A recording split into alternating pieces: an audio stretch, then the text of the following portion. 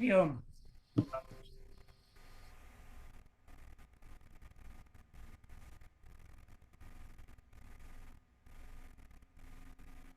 Hari Om. We'll try to understand some of these slokas. And the total philosophy is being explained by Lord Sri Krishna or Bhagavan. He's specifying the distinction between the self or soul and the body. Common person is not aware of the soul and all that. Everybody is aware of his own body. But now, as a philosophy of life, one must know the existence of soul. And that is being explained by Bhagavan in different slokas. Now the slok number 20. न जायते म्रियते वा कदाचित् नायं भूत्वा भविता वा न भूयः अजो नित्यः शाश्वतोऽयं पुराणो न हन्यते हन्यमाने शरीरे. He's giving some detailed explanation. He says that soul or the Atman, it never takes birth or never dies. So there is no birth and death for the soul because it is energy. And even the physics also says law of conservation of energy. Energy cannot be destroyed. The soul is energy, so it cannot be destroyed. It cannot be generated. The same principle is explained here by Bhagavan about 5,500 years back. Physics is explaining recently only. And at the same time, he says soul is eternal, everlasting, and unborn. But at the same time, body is born, body has got birth, life, and death also. So body is not eternal, everlasting. It takes the birth at certain time, it lives for a certain period, and it dies. Everything is confirmed for each and every, not only human being, for each and every creature also. So this is a very important principle which must understand and realize. Understanding is a little bit simple. As I'm explaining, you can understand. But realizing it, it is a little bit difficult. Because we assume that I am the body. And Bhagavan says, you are not the body. You are the soul. So this distinction we must understand. So this is explained in this particular sutra. Coming to the next sloka. Veda vinashinam nityam ya enamajam vyayam katham sa purusha partha kam ghatayati hantikam. He says to Arjuna, of course, and of course, not only Arjuna, for us also. So explaining the thing that who knows this soul is imperishable and his soul is eternal. The person who knows this fact by experience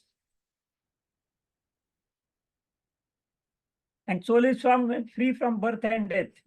So this is a fact, and this fact, who knows this fact, he will not think of killing anybody or killed by anybody. Because soul cannot be killed. And soul cannot kill anybody. So this person who knows this fact, he will not think of killing anybody or getting killed. That is what Arjuna was thinking.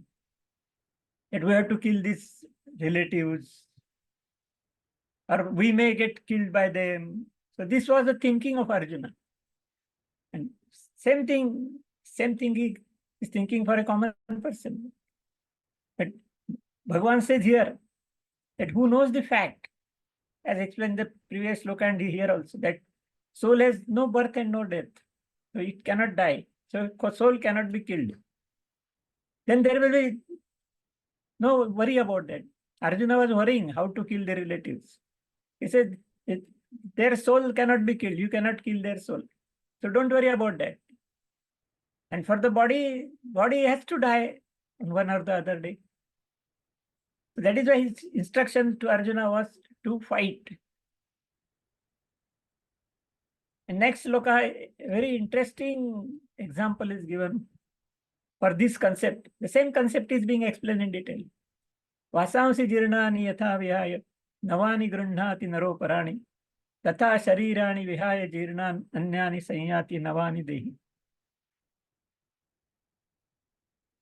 Lord Krishna or Bhagwan says that a common person purchases new clothes. We go to market, we spend a lot of time, money, energy, and purchase the clothes which we like it. And then we start using it. As we go on using it, it starts wearing out.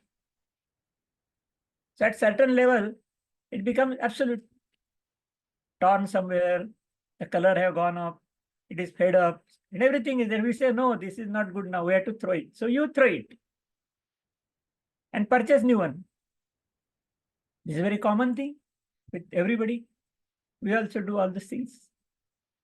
Then Bhagwan says, yes, in the same way, this body also, you think the body is a clothes for soul or Atman. Atman is the owner. So Atman gets the body, a new birth. He utilizes the body throughout the life. Maybe 80, 90, 100 years. The body becomes worn out, definitely. Body is wearing out, Every now and then, thousands of cells are dying in our body and they are replaced by new one. The body is a changing one.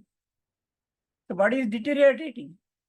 And when the Atman finds that his body is of no use, he throws that body and takes the another body, another new birth. So this principle is good. So we can understand this, no? As we go on changing the clothes, we have to change the body. But in that case, we must confirm that I am not the body, I am the soul, and body is my clothes. If you understand this concept that body is my clothes, then you don't have to feel bad. You don't have to grieve for the death. When we throw the old clothes, we're happy to get new ones. We're not worried about how to throw these clothes. I have to use same thing. No, we say it is worn out, throw it out. Similarly, we must think for our body. It is worn out, throw it out and get new one. So instead of feeling misery for losing the body, we must be happy to get the new body, new birth. This is a very interesting concept. Apparently, it looks very good, but to experience all these things is definitely difficult. To digest this concept is difficult in the beginning. If you go on continuously studying and thinking on these things, so many things are explained hereafter also, then we can come to that conclusion. Yes, we don't have to worry for our body. Body is just like a clothes. Get new one, use it, throw it, get another new one, again use it, again throw it. It's continuously going on. So it is a birth and death cycle. And this concept is basic concept in Indian philosophy. And this gives proper understanding for our life. It means there is no life for the soul. There was no birth, no death, no life. The life is there, birth and death is there for the body itself. And it is being changed in every birth. So let us accept it. That is the thing. Let us go to the next sloka. Nainan chindanti shastrani, nainan dahati pavakah. Na chainan kledayantyapo na shoshayati marutah. Here, Bhagavan explains the concept of soul. As I told you, soul is the energy. Cannot be destroyed, cannot be generated. That's all. But further he explains that soul cannot be cut by the weapons. Because Arjuna was on the war field. He was using the weapons. He wants to kill the enemies. So he says, so soul cannot be cut by the weapons. Then it cannot be burned by the fire. because it is energy. Energy cannot be destroyed in any case. So specifically is explaining that soul cannot be cut by weapons. Soul cannot be burned by fire, cannot be made wet by the water, or cannot be dried by the wind. Now this concept,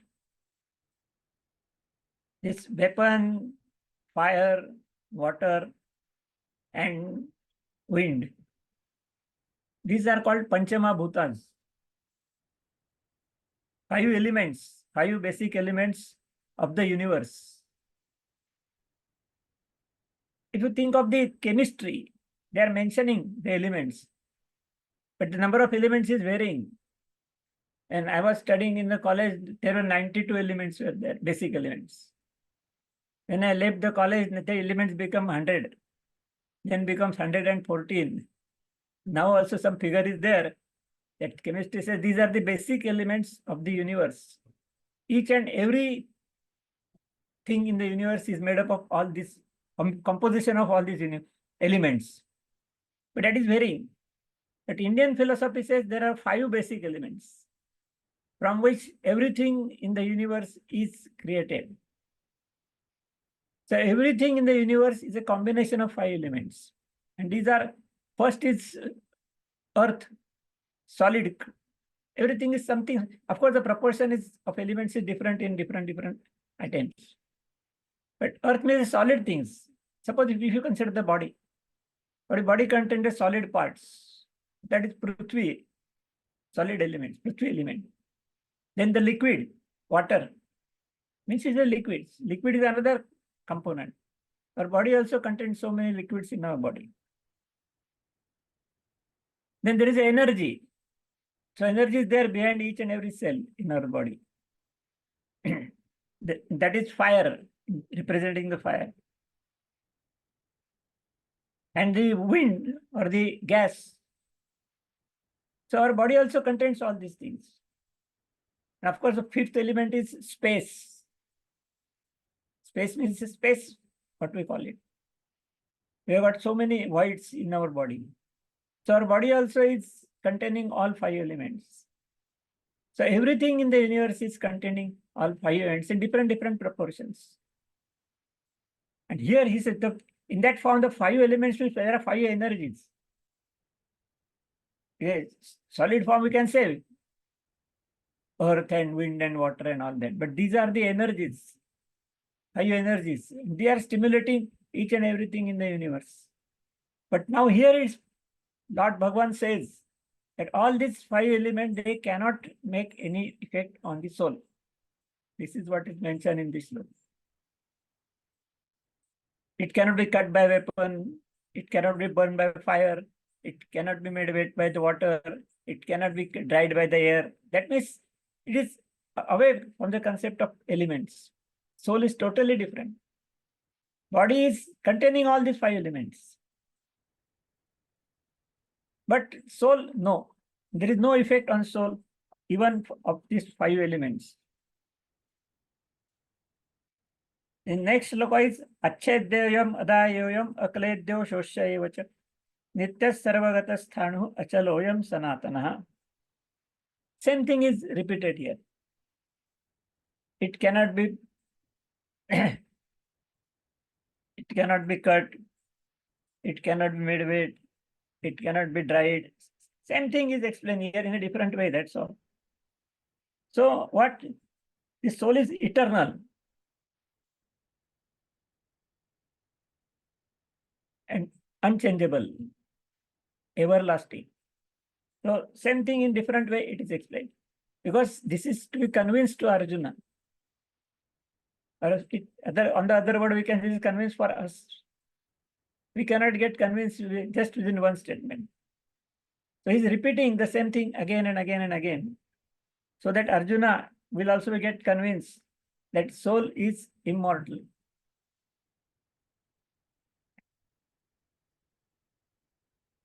The next sloka is Avyaktoyam achintyoyam avikaryoyam uchyate tasmad evam viditvainam nanu shochitum arrasi. So what? The soul is eternal. And unchangeable, everlasting. So same thing is different way it is explained. Because this soul is immortal. Here he says, soul is unmanifesting. Manifestation is taking some different form. It is manifestation. Soul cannot be manifested.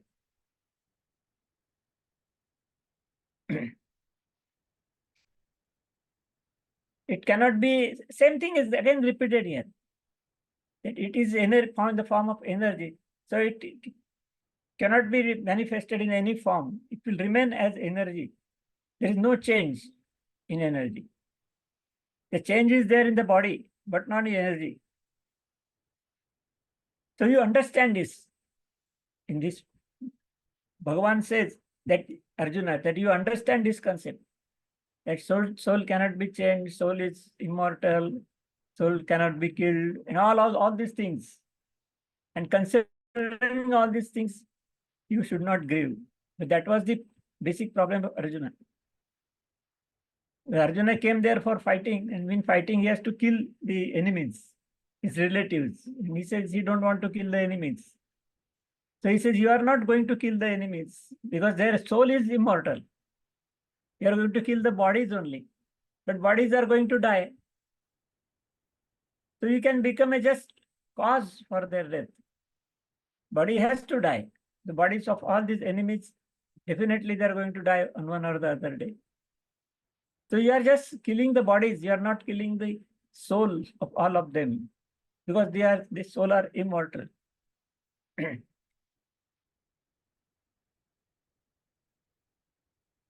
So again he says, you don't grieve for that. Don't be sad for killing them. And do your duty. Ultimately his aim is that. Your duty is to fight, so you fight. In this fighting, you may have to kill them, no problem. You don't have to repent for that. Then in next shloka, again he is explaining some more important principle. Jatasya hi dhruvam mrityur dhruvam janma mrutasya cha tasmat apariharyarthe natvam shochitum arrasi. He says, whoever is born, jatasya hi dhruvam mrityu, is going to die. We also know that this is a basic principle. Whoever is born is going to die. Whether it's a human being or every animal or creature, whatever it is. Even the tree or even anything. Even a piece of furniture also you can say. There is a birth for the furniture and after some years it is going to die. So whatever is there in the universe, where there is a birth, there is a death. This is a basic principle here explained. Then again, correspondingly, where there is a death, there is a birth. So these two principles are combined together. Whoever is taking birth, he has to die. But whoever is dying, he has to take birth. So it's a cycle. And cycle is continuously going on in the universe for each and everything. Even human being, even animal, creatures, any tree or any article also. Even a piece of stone also you can say. Sometimes it takes birth, it develops, and after some years it is going to die, it is going to destroy. This is a very common principle here explained. This is definite, he says. It is 100% definite that whoever is taking birth, he has to die. No exception. But whoever is dying is going to take a new birth. There is also no exception. So this is unavoidable. Bhagavan says it is unavoidable. So when it is unavoidable, we have to accept it as it is. Without any grief. That is the principle to be explained here. Ma shochitum arasi. Don't feel bad. Don't feel grief for that. Feeling somebody and all that. So this is how this principle is explained here. This we also must remember for each and everything. For clothes he has explained in previous shlokas. For body also is there. So for each and everything this principle is same. So and this is 100% definite. And there is no exception. We have also observed there is no exception. When the birth is there, death is there. When the death is there, the birth is also there. So for death, we have to think, as he has explained previously, Dehantara Prapti. Death means just changing the body. Death means changing the body, changing the clothes. So this reduces the fear of death. If you just perfectly master this technique or this principle, there will be no fear of death for us. That we definitely can confirm. Otherwise, the fear of death is for everybody. Because death is definite. So everybody has got a fear. But why to fear? But I think that yes, it is a natural thing. When we are taken birth, we have to die one or the other day. So why to worry about that? Forget it and do our duties. That is more important. But because of the fear of death, Arjuna was stopping his duty. He was not doing his duty. And here, Lord Krishna was promoting to do his duty. That is why he's convincing from all these aspects. Okay, let us stop here. Hari Om.